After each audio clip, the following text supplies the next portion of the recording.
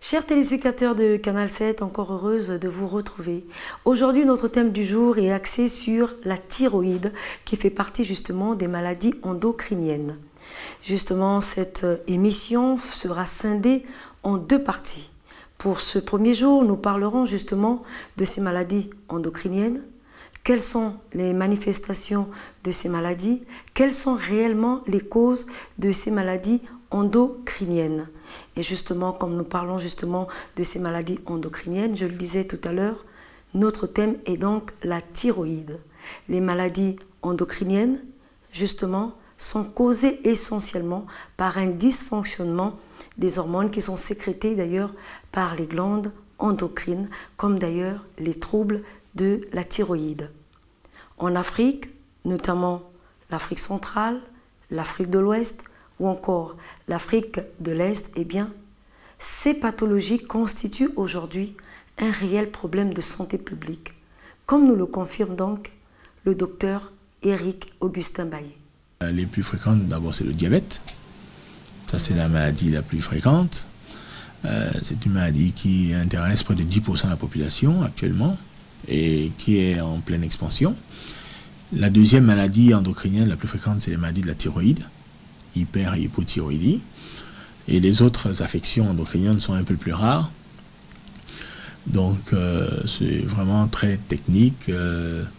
Mais grosso modo, que ce soit les maladies de la surrénale, les maladies des autres glandes comme l'hypophyse, qu'on découvre maintenant de plus en plus grâce aux scanners, notamment les adénomes hypophysaires. Ce sont des petites tumeurs qui intéressent une glande qui est à la base du cerveau. Et lorsque cette glande grossit, ça donne des maux de tête. Et puis ça donne chez la femme régulièrement du lait qui coule alors qu'elle n'allaite pas. Donc c'est une affection endocrinienne qui est relativement fréquente. Mais les deux grandes pathologies, c'est le diabète et les maladies de la thyroïde. Voilà, c'est donc la thyroïde, notre thème du jour. Et pour ce qui est de cette pathologie, sachez qu'en Afrique subsaharienne, près de 10% de la population souffre donc de cette pathologie.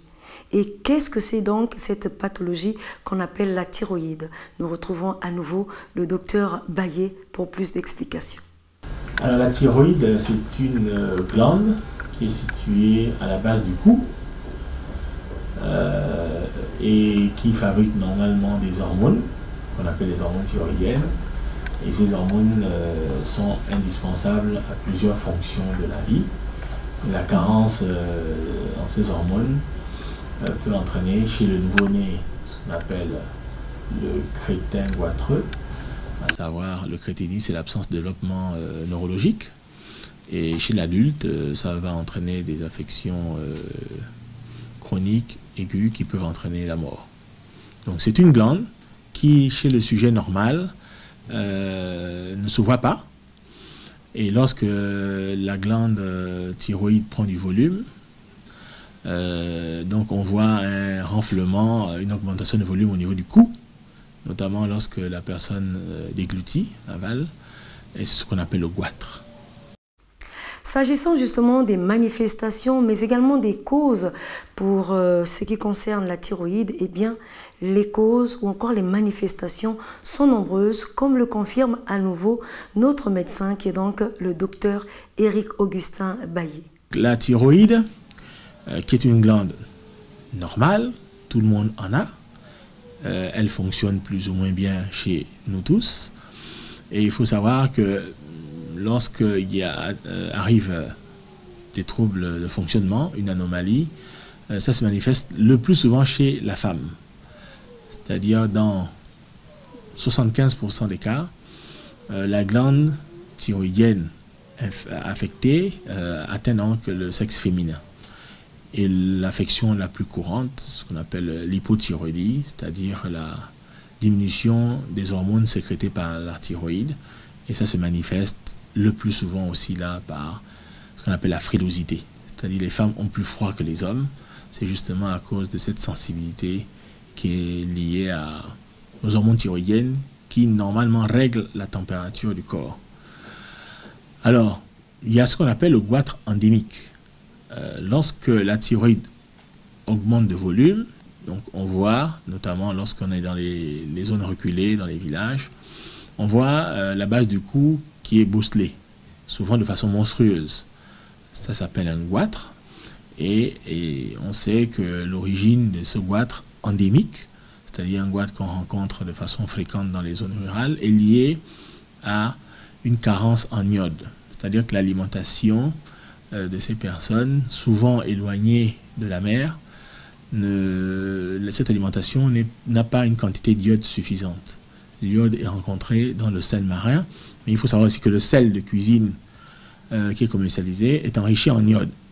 D'ailleurs, la plupart des aliments que nous consommons contiennent de l'iode, justement pour équilibrer notre apport et l'équilibre de l'homme. Voilà, il est donc question pour le patient qui souffre de la thyroïde de suivre précieusement les conseils qui sont orientés par le médecin. Surtout et surtout pas d'automédication. Et je vous le disais donc au début de cette émission, notre thème est donc axé sur la thyroïde. Et la thyroïde, c'était donc notre première partie. Nous avons défini ce que c'était que les maladies endocriniennes, parmi lesquelles les troubles donc de la thyroïde. Nous avons vu les manifestations, mais également les causes et ce que c'était donc que la thyroïde, comme nous l'a expliqué tout à l'heure le docteur Éric Augustin Baillet. Alors demain, nous allons donc axer cette deuxième partie sur les conséquences, mais également les traitements qui peuvent être liés aux troubles de la thyroïde. Merci encore de nous avoir suivis. Je vous retrouve demain, comme je le disais, pour cette deuxième partie.